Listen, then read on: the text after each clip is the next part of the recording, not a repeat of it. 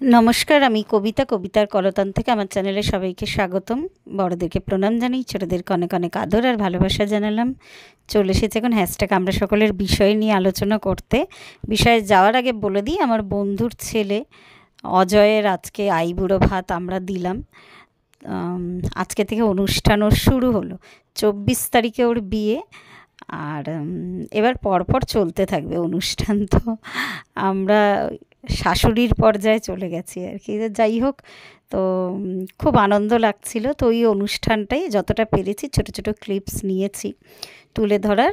আর আমাদের সবারই ছেলে মেয়ে, যেহেতু ওরা একই সাথে পড়াশোনা করতো আর কি, স্কুলে একটু ছোট বড় সবাই, এক ক্লাসে না। তো সবাই আমরা এই অনুষ্ঠানে সামিল হয়েছিলাম। মানে আমরা আজকে 3 বন্ধু মিলে ওকে আইবুড়ো ভাত দিলাম। তো সেই ছবিগুলোই আজকে যাচ্ছে। খুব সুন্দর স্মৃতি, এগুলো সারা জীবনের স্মৃতি হয়ে থাকবে আমাদের কাছে। আর আজকের এবার বিষয়টা বলিনি, বিষয় দিদি রঞ্জনীদি দিয়েছেন, out of sight out of mind. কথাটা কি ঠিক? তো এইটা আমরা প্রায় প্রায় বলে থাকি যে out of sight out of mind, মানে যার সাথে বহুদিন দেখা হয় না সে কি সত্যি আমাদের একদম ভাবনা চিন্তা থেকে দূরে চলে যায়, নাকি যাকে ইচ্ছা করে আমি ভাবনা চিন্তা থেকে সরাতে চাই আমি তাকেই সরাতে পারি। তো আমার তো এটাই মনে হয় সেকেন্ড ব্যাপারটা আর কি। যা কথা ভাবতে ইচ্ছা করে না, বা যার সাথে সেই কানেকশানটা ভাবার মতন কানেকশান নেই কেন, এরকম তো অনেক মানুষ আসে জীবনে। তো জীবন পথে চলতে চলতে আবার হয়তো এমন হয় যে অনেক দিন বাদে হয়তো আবার সেই মানুষটার সাথে আবার রিকানেক্ট হই আমরা। তো out of sight out of mind কখনোই যারা আমাদের খুব কাছাকাছি, হৃদয়ের কাছে বা প্রাণের কাছে, তাদেরকে কিন্তু আমরা কখনোই সেইভাবে out of sight out of mind বলতে পারি না। হ্যাঁ, হয়তো অনেক দিন দেখা না হলে একটা আস্তরণ পড়ে যায়। তো এখন তো ওই ফেসবুক বা ফোন অনেকটাই যোগাযোগের মাধ্যম হয়েছে। এখন মানুষের কাছে সময়ের বড় অভাব, কিন্তু তাই বলে এই নয় যে একদম দেখা হচ্ছে না, কথা হচ্ছে না বলে সেই মানুষটা কিন্তু আউট অফ মাইন্ড চলে গেছে। মনের স্মৃতিতে কিন্তু বা মনের মণিকোঠায় কিন্তু সবাই থাকে বা আছে।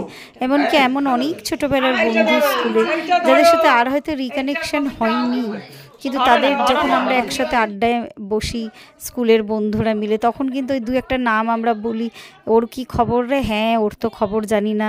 তো তারা কি সত্যি সত্যি আউট অফ মাইন্ড হয়ে গেছে? হ্যাঁ, প্রত্যহ হয়তো যাদের সাথে মোটামুটি যোগাযোগ আছে তাদের কথা হয়তো আমরা ভাবি বা বলি।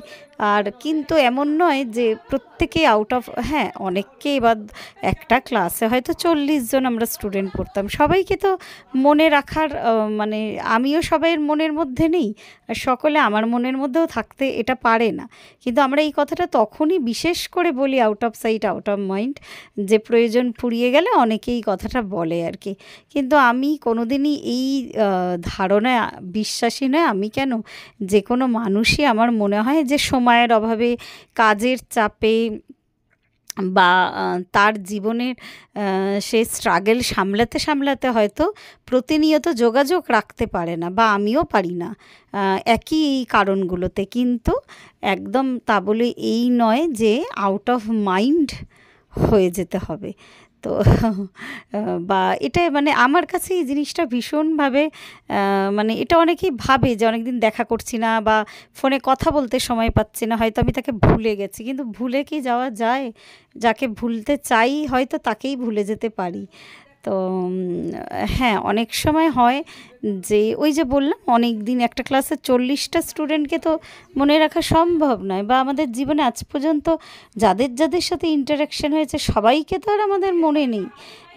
হ্যাঁ, মনে রাখতে গেলে বা স্মৃতি তৈরি করতে গেলে যতটা দরকার, তো সেরকম স্মৃতি যাদের সাথে তৈরি হয়েছে বা অনেক স্মৃতি যাদের সাথে আছে, তো এরকম কিছু তো সত্যি সত্যি সম্পর্কের ডিভিশন হয় সেক্ষেত্রে আর কি।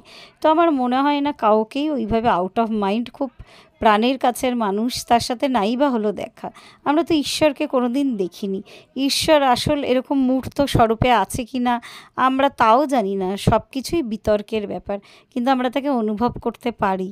কখনোই ঈশ্বরকে কিন্তু আমরা সরাতে পারি না আমাদের মাইন্ড থেকে, ঠিক তেমনই কিন্তু আমার মনে হয় না যে এইভাবে কাউকে আউট অফ মাইন্ড করে দেওয়া যায়। একমাত্র যে মানুষটা বুঝতে পারছি যে তাকে আউট অফ মাইন্ড মানে কি বলবো আর কি, ওই তার স্মৃতিটা আর কি আবছা হয়ে গেছে। ওই যতক্ষণ না আমি চাইবো তার স্মৃতি কিন্তু আবছা হবে না। তো যার স্মৃতিটা আবছা হয়ে গেছে সে পুনরায় ফিরে এলে তাকে আবার সত্যি সত্যিই মনে পড়ে।